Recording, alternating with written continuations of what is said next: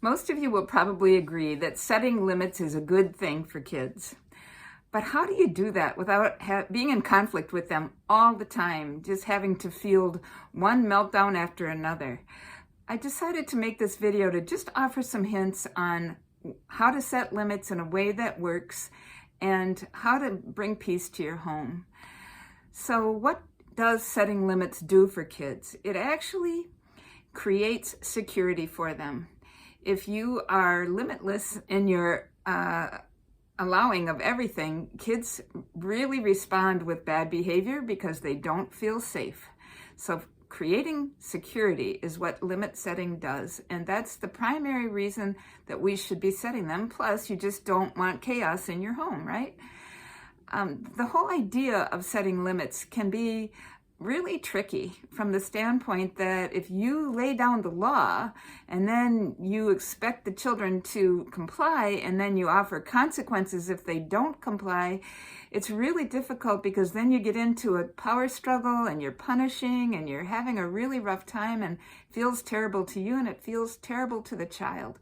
So what I want to do is just help you get away from that conflict so that you can live peacefully with your kids. You want to avoid telling kids what the expectations are. You want to really help them, help you decide what the expectations should be. And believe me, it's very interesting. Kids know what the expectations are. Oftentimes we're telling them the expectations and we're actually kind of insulting them because it's something that they already know. And they get irritated by that and they don't feel seen by you. And then they start to act out because their actions are see me, see me, see me, see me, right? Every time kids act out, they're asking to be seen. I heard one phrase recently that said, your child is not yelling at you. He or she is yelling for you. And that's exactly it. They're looking to be seen. Their brains tell them if their parents see them, they're going to survive. If their parents don't see them, they're not going to survive. And this is an automatic mechanism inside the brain. It's not willful on the child's part, but seeing them is really important. So if they're having a rough time accepting that you have to set limits, start with a conversation on limits. Why do parents set limits? Why does the whole world set limits? Why do we have such things as speed limits? Why do we have limits on the amount of time you can take a test? Why do we have limits on going to bed on time and getting up in the morning and eating meals at a certain time? Those are all limits. And adults have to live with limits just the same way that kids do. And maybe they don't ever think about that. Maybe they haven't really considered that everybody's living with limits in order to live a peaceful, functional life. And it's parents' job to help kids learn to live a peaceful, functional life. So you can talk about the role of parents. We provide housing for you. We provide clothing for you. We provide education and food and structure as much as we can. And those are all things that are parents' jobs. And we wouldn't be doing our job if we didn't set some limits, because kids sometimes just don't know what the limits are. And we're here to help you with that. It's a helping thing. It's not a making you thing. And that's the thing so many kids misinterpret, is that it's making them do things. Well, certainly. They're learning that they have their own wills. They're learning that they can make decisions on their own. These are all new awarenesses that they're getting. And as they grow older, they want to exercise their ability to make decisions. Good. We want that. It's normal. It's child development. The thing is, we have to help them along the way, not as their managers, but as their mentors. So we don't make all the decisions, set the limits, and then punish them if they don't fulfill them. We include them in the process so we can teach them what limit setting is made of. How does it work? What do adults do to do limit setting?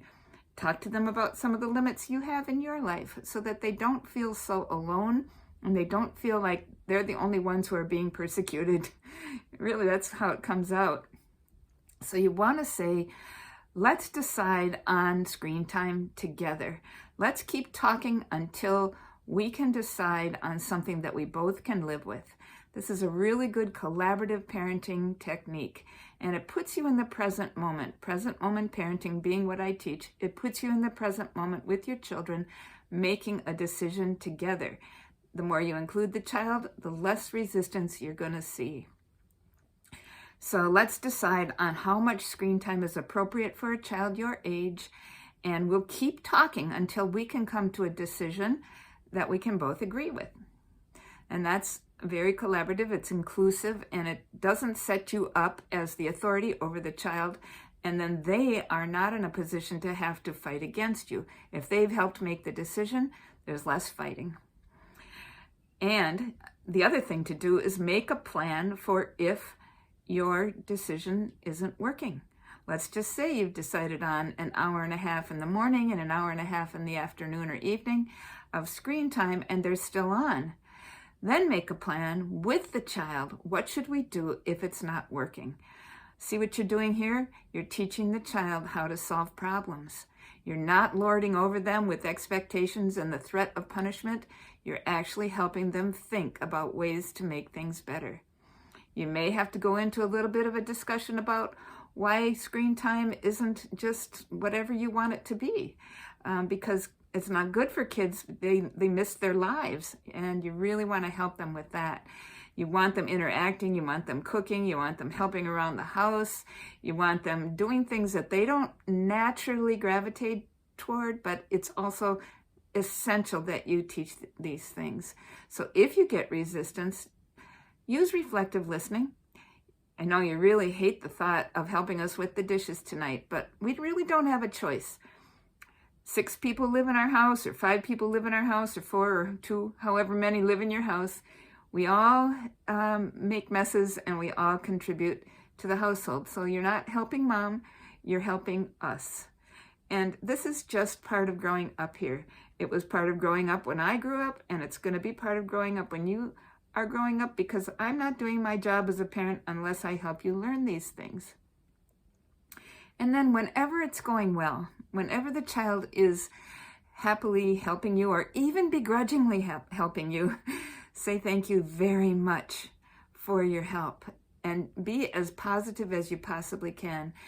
When you help, it just makes my whole load so much better, and then I have more time for playing games with you during break right now, or I have more time for just being present with you. We can watch a movie together, and I just love that we can connect with each other. Also, it sort of takes some of the burden off me, and I really appreciate that we are working together on keeping our home safe and clean enough and healthy to live in. So those are the things that I wanted to share with you today. I wish you all a very happy New Year.